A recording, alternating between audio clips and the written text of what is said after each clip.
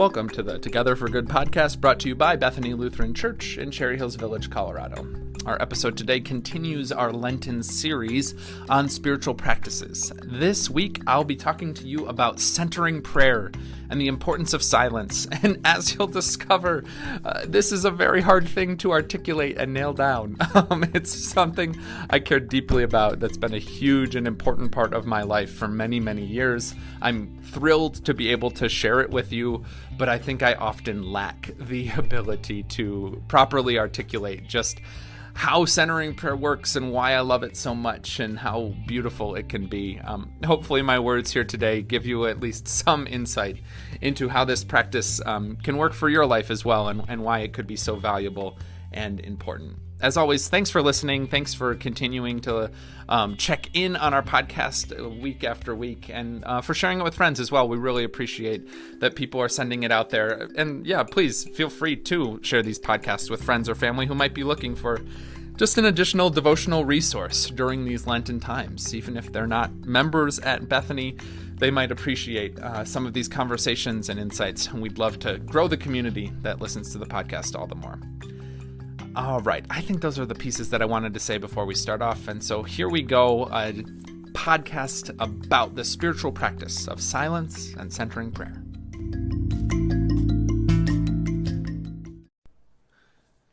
This podcast is going to be talking about centering prayer and silence and the ways that these practices can be really important and give you a unique angle in your prayer life, and the ways that you understand how God might be working in the world, right? This is a continuation of our series on spiritual practices as part of Lent, but this is one that's really near and dear to my heart.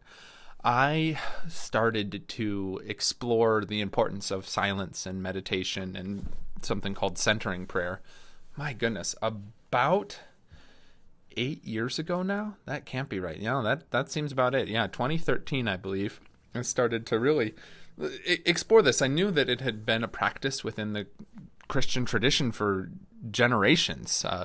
If you look at it, people often trace the practice of silence, contemplation, meditation within the Christian community. They place it back to about the 4th century with a group called the Desert Fathers. This was a time, little church history for you, the Christian church really became formalized by Constantine in the year 300 or so. And formalized in the sense is that it became a state religion.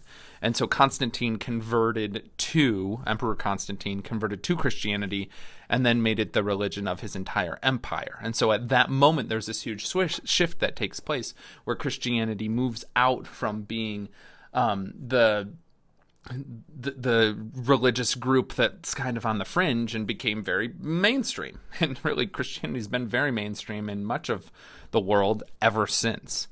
But a funny thing happened almost as a reaction to that. So Christianity then becomes mainstream. And then around the 4th century, right, shortly after all this takes place, you get a group of people who say, like, well, we want to kind of go back to being on the fringes.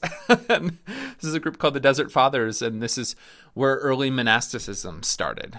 Monk communities, individuals going off into the deserts to live by themselves or to live in cloisters with just a couple other people, and to really focus and commit their life to prayer and study and nothing else. I forget the guy's name, but there's some guy who lived on a pillar, like just climbed up a pillar and lived there, and went about his life. Yeah, ask your Catholic friends; they'll definitely know who I'm talking about. One of these saints of the Catholic Church who miraculously was able to survive on top of a pillar for many years. Anyways, none of this has to do with centering prayer exactly, but just to say that there was this group that after Christianity became mainstream really tried to reclaim some of the quieter, less culturally appropriated practices, if you will. It's kind of hard to get at.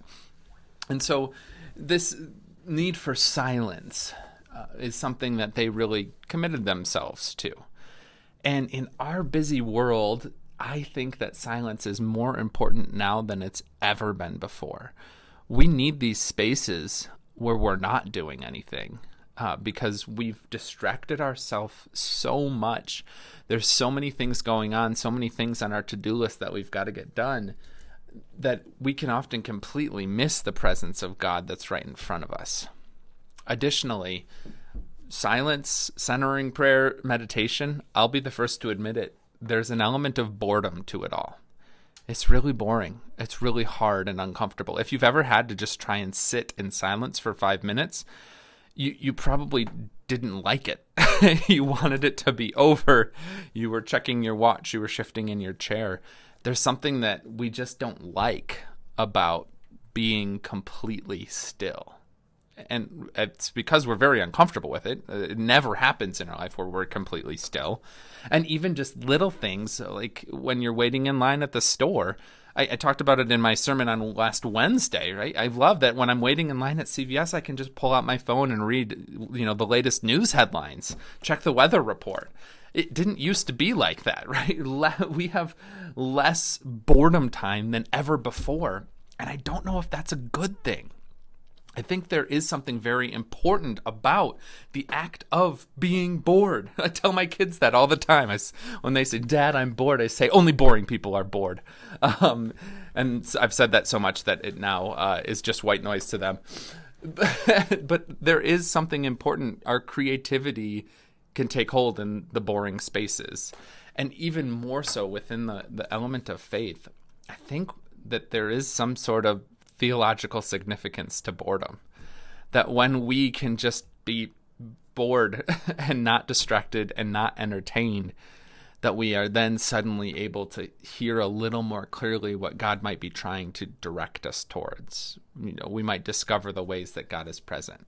In fact, scientists have kind of studied the brain chemistry on a lot of this stuff, and they found that the thin space, not the thin spaces, that these open spaces where we're bored, where we're not doing anything, are actually really important. That our brain in those moments is integrating a lot of the details and making connections. And so if you're ever having trouble solving a problem, it's honestly a really good practice to just be bored and to just let your mind wander and see where the connection points might click finally.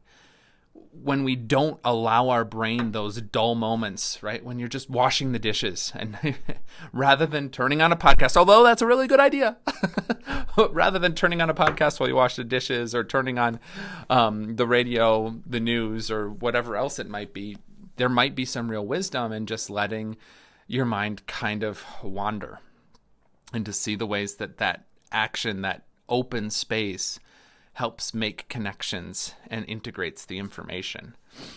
I'm going to be talking about yoga in a future episode as a spiritual practice during this Lenten series, but I think that yoga provides us with some real wisdom. At the end of every yoga practice, you're supposed to do a pose called Shavasana, corpse pose. And the way that the yogic philosophy talks about it is that this corpse pose at the end is that integration point, where all the pieces that have been happening within your body throughout the whole practice, you give your body this 10-minute time period to just kind of put it all back together. And that's where some real wisdom and real insight can come from. I think there's some real brilliance in all of that, right? Based on what I've already been saying. So what does this have to do with centering prayer? Well, and spiritual practices? Again, allowing ourselves those times to be bored might be moments when God can break through. That we're running around so fast that we miss all the pockets where God is showing up. Centering prayer is a very specific type of Christian meditation, and it's very much based on the idea of completely letting go. A full emptying of your mind, of whatever it is that you're carrying, a full turning yourself over to God. It's very difficult. And the real point isn't to try and focus on anything. Sometimes meditation involves focusing very clearly on a thought or an idea or a mantra, or your breath even. That's mindfulness meditation is all mainstream these days, and they often tell you to just focus on your breath.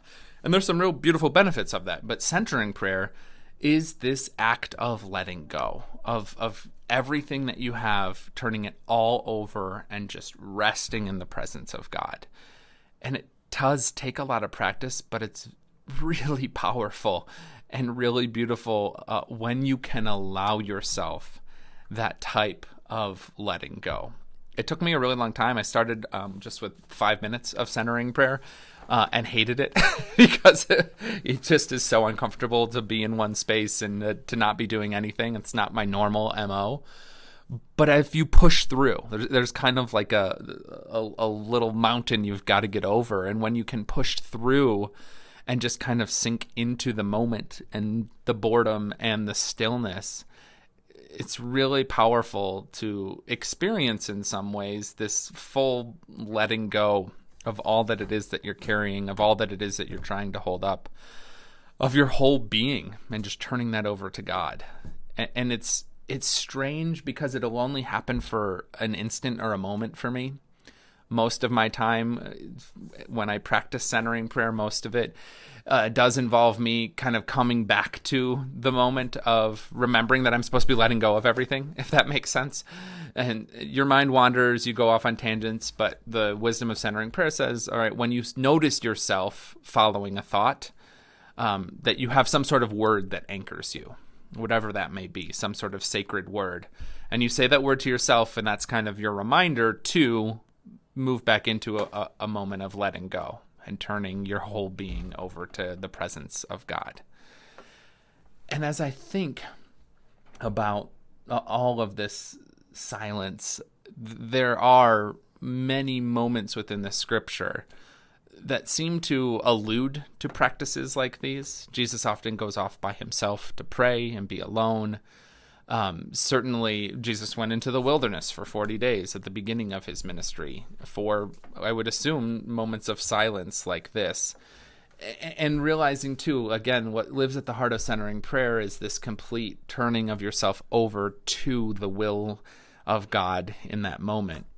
And noticing that seems to be our continual call, that we continually are called to find ways to trust God more fully and to turn our life more fully over to God's control.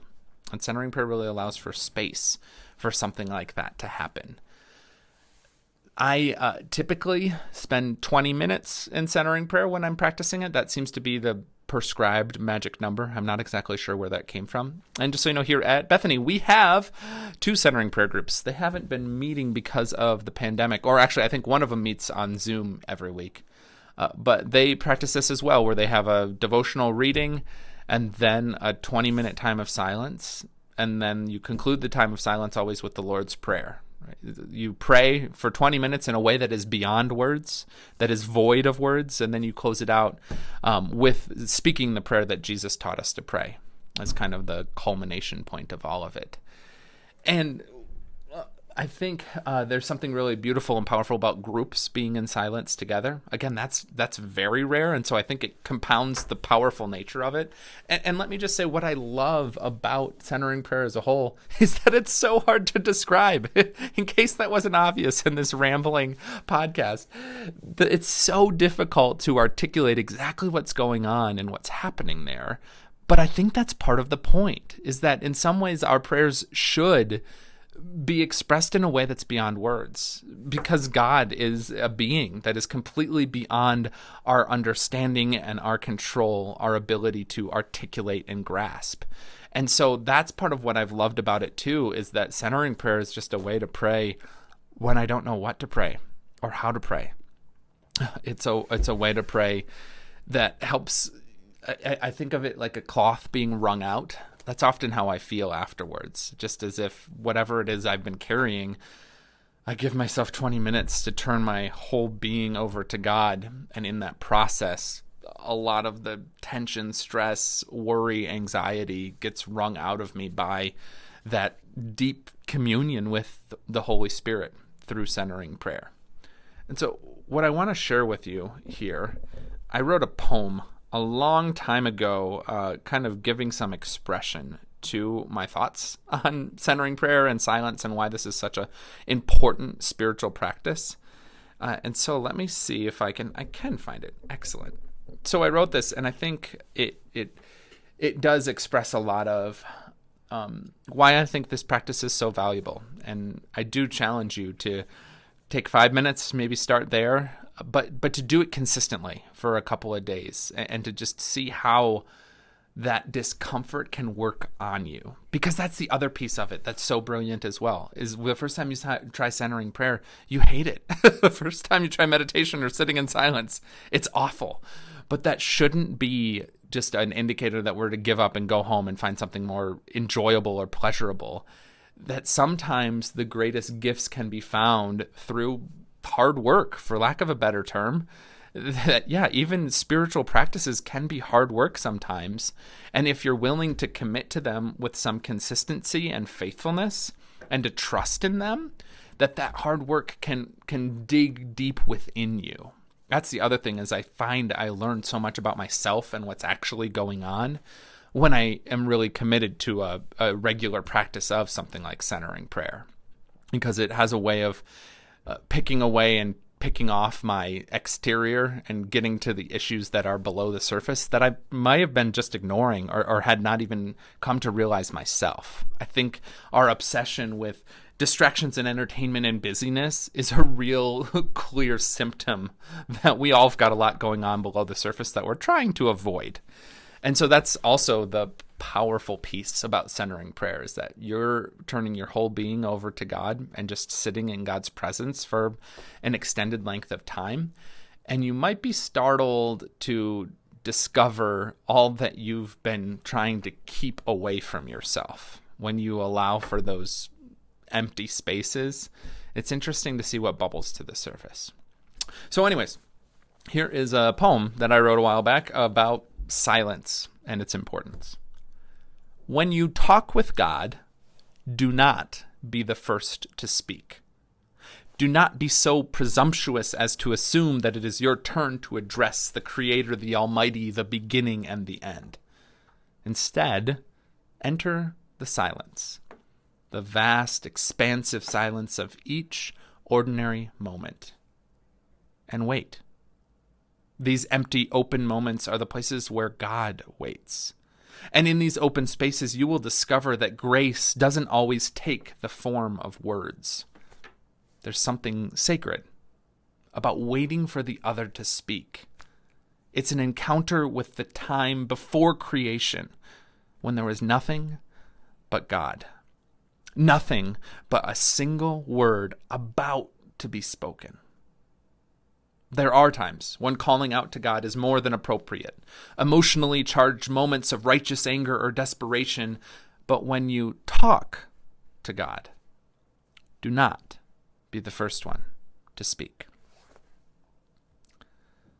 I hope and pray on your Lenten journey that you can find some time to be still and to enter the silence, that moment before creation was about to begin. I hope this spiritual practice might give you some new angles, some new avenues, that God might allow something to bubble to the surface with you that's important and worthy of note. As always, friends, stay in peace.